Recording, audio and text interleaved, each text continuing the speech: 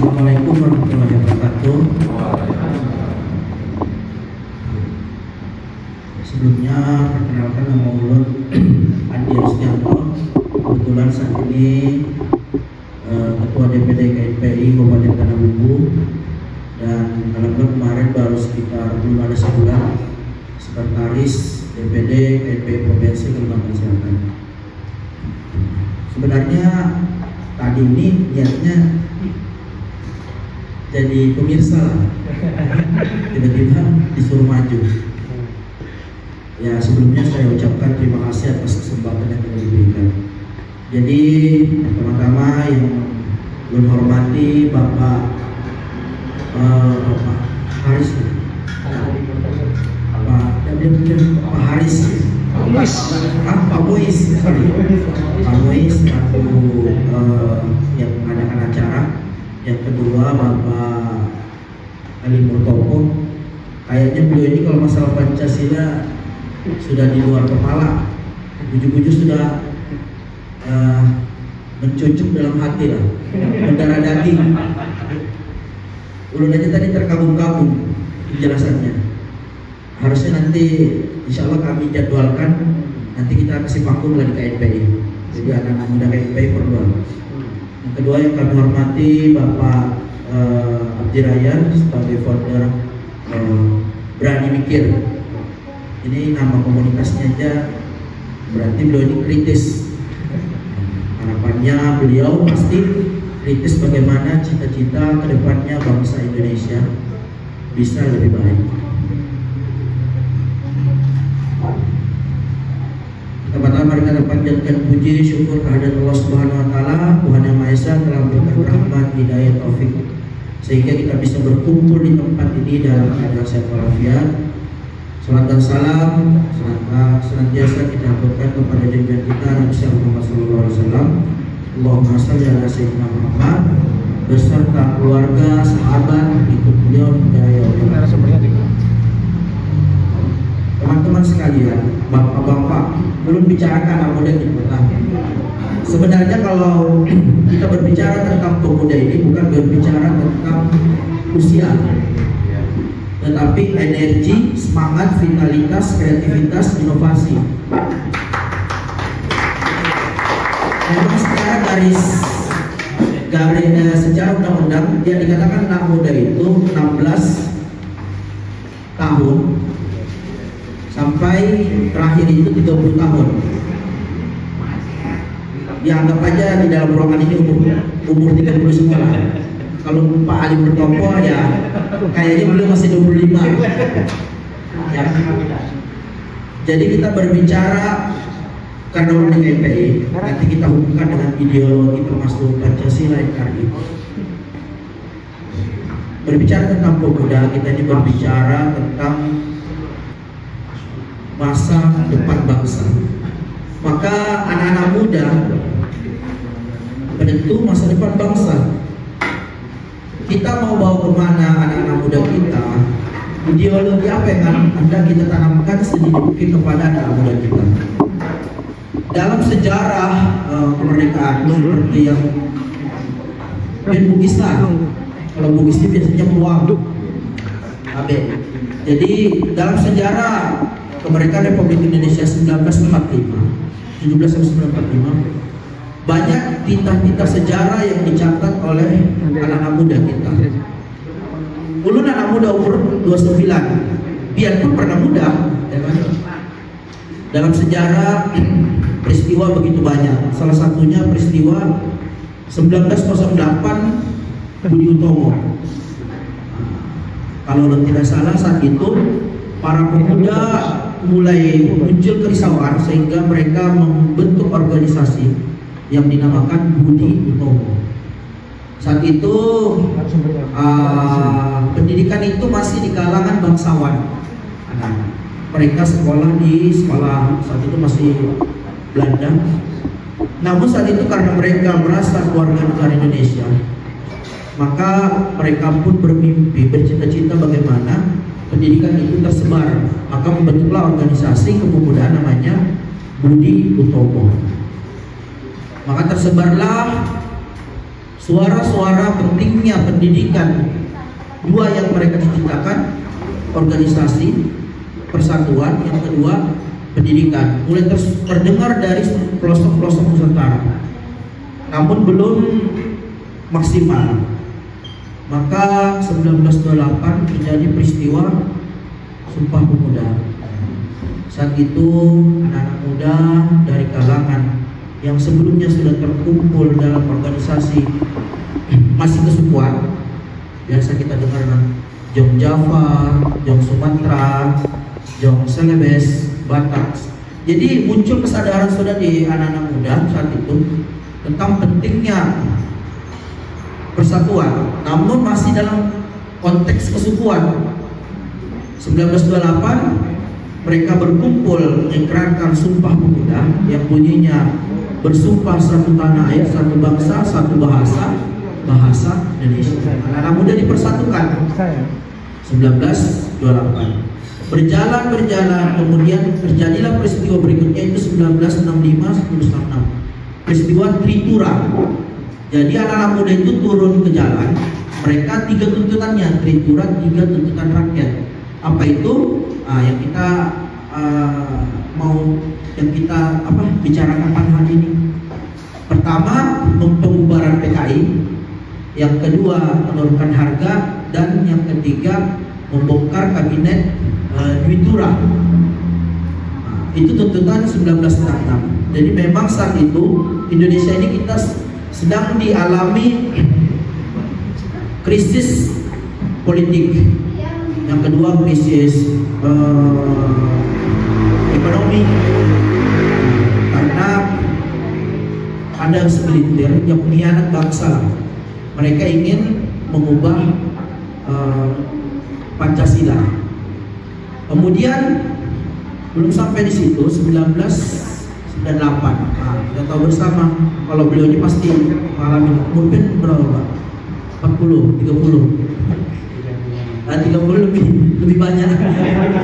Jadi 98 ya, kita tahu bersama saat itu para mahasiswa turun ke jalan karena saat itu Indonesia mengalami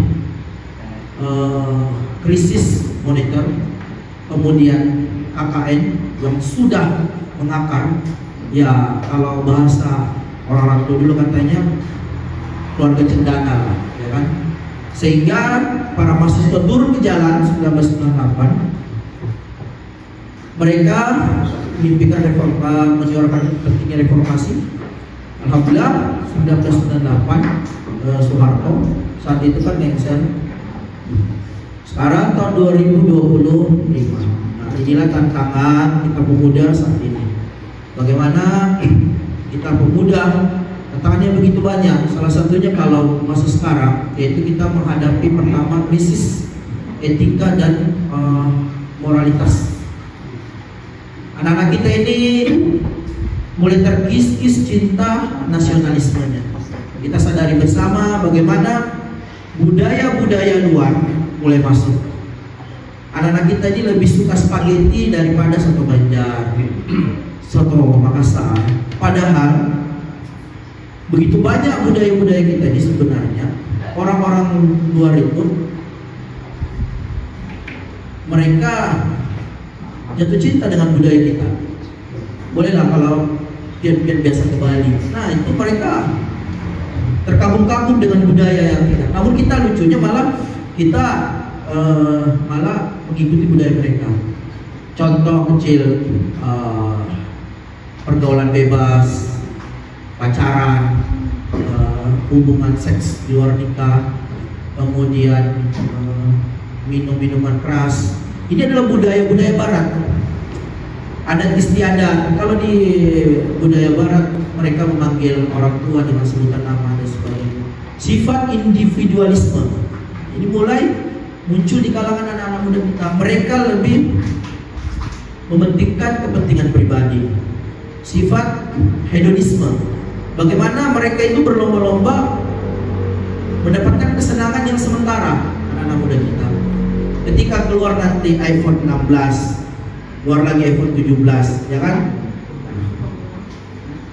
Berbondong-bondong menukar, ya kan? nanti ada budaya-budaya baru, kemudian dunia malam sebagainya. Mereka lebih tergoda dengan hal-hal yang sifatnya sementara. Inilah tantangan anak-anak muda kita ini. Anak-anak muda kita, individualisme, hedonisme, dan krisis bagaimana rasa cintanya, nasionalismenya ini mulai berkurang. Yang kedua yang saya pahami, yang kedua tantangannya itu bonus demografi. Bonus demografi ini bisa menjadi keuntungan, namanya bonus kantor. Bagaimana saat ini kalangan usia produktif lebih banyak daripada orang tua dan anak. Umur 16 sampai umur 60 tahun itu usia produktif. Namun kalangan saat ini lebih banyak diisi anak-anak produktif. Apabila masa bonus demografi ini tidak dimanfaatkan dengan betul, maka anak-anak muda kita ini akan tertinggal. Korea Selatan, Cina sudah melewati itu.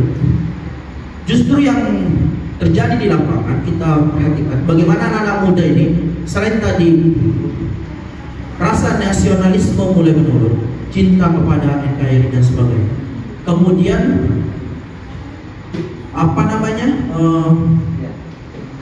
muncul sifat-sifat yang tidak mencerminkan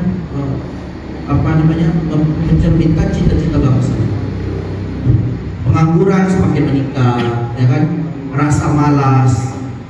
Nah, karena kenapa tantangannya saat ini semuanya serba instan dan efisien, apalagi dengan kemajuan teknologi. Apabila bonus demografi tidak dimanfaatkan betul, maka apalagi sekarang teknologi begitu canggih, kalau tidak dimanfaatkan dengan betul dengan anak-anak muda kita, maka bisa menjadi kemunduran. Harusnya kita manfaatkan teknologi menjadi penemu, bukan hanya pengguna. Begitu banyak tantangan yang ada dengan adanya teknologi ini. Kemajuan ketika dimanfaatkan, tantangannya adalah salah satunya begitu banyak contoh hoax, ujaran kebencian, provokatif, ya kan? Nah, konten-konten yang tidak edukatif, TikTok, kalau pendirinya sana betul-betul mereka melindungi, ya kan? Sampai misalnya nih, seorang berbicara tentang agama, berbicara tentang kewirausahaan, maka itu harus punya sertifikasi baru mereka baru boleh live. Kalau sekarang TikTok masuk ke Indonesia, malah yang kita dapat malah tontonan-tontonan yang tidak edukatif.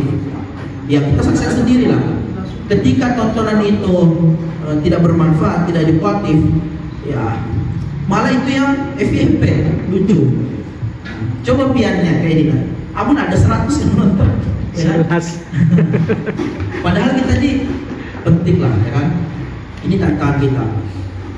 Krisis bagaimana nasionalisme, bonus demografi bisa kita manfaatkan sebagai keuntungan atau sebagai bencana. Ketika anak-anak muda kita ini malas, rasa cinta nasional turun, dan mereka lebih mencintai budaya-budaya luar, maka kita gagal menghadapi bonus demografi. Yang mana harapannya pemuda-pemuda kita ini mempunyai cita-cita yaitu Indonesia Emas 2045, pas 100 tahun kemerdekaan Indonesia. Harapannya itu pemuda kita, karena tantangannya begitu banyak. Teman-teman semua yang belum hormati, sedikit belum sampaikan ada sedikit perkataan Bung Karno. Beliau lebih hafal. Beri saya 10 pemuda, akan saya gencangkan dunia. Kalau panjangnya, beri saya 1000 orang tua, maka akan saya cabut gunung Semeru dadakan. Beri saya 10 pemuda, maka saya akan guncangkan dunia. Harapannya mungkin ada ya 10 orang, 15 orang pemuda di sini. Kita bisa menentuh arah masa depan bangsa. Kita tulang punggung bangsa yang menentukan mau dibawa kemana bangsa Indonesia. Anak-anak muda hari ini adalah insya Allah calon pemimpin-pemimpin ke depannya, yang mau jadi politisi, yang mau jadi pengusaha, pejabat dan sebagainya. penentunya ada di masa bonus demografi. Waktu kita singkat, kurang lebih 15 tahun saja menghadapi 100 tahun kemerdekaan. Apabila kita tidak manfaatkan, maka kita menghadapi bonus demografi dengan kerugian. Mungkin itu saja yang mau sampaikan sebagai perwakilan daripada pemuda. Assalamualaikum warahmatullahi wabarakatuh.